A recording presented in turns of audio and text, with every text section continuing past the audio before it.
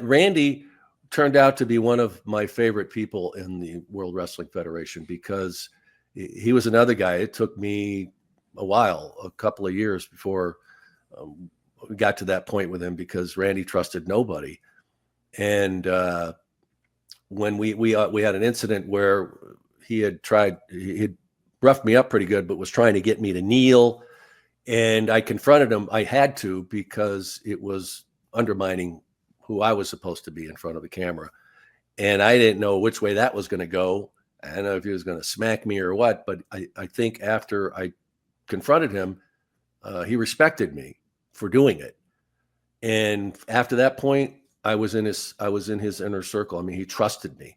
And whenever we were at arenas and that kind of thing, I'd go into his dressing area or whatever and chat with him and be around Liz. And I just respected what he did in the ring because he's one of those guys who, and said it many times, that, he'd come up through the ranks of these small arenas, and his father had his own promotion and with Lanny.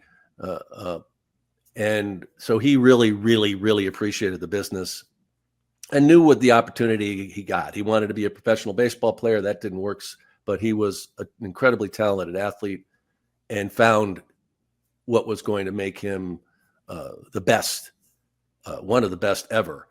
And every time he went into that ring, he gave everything he had. He really took to heart the fact that people use their good money to come to an arena and see him.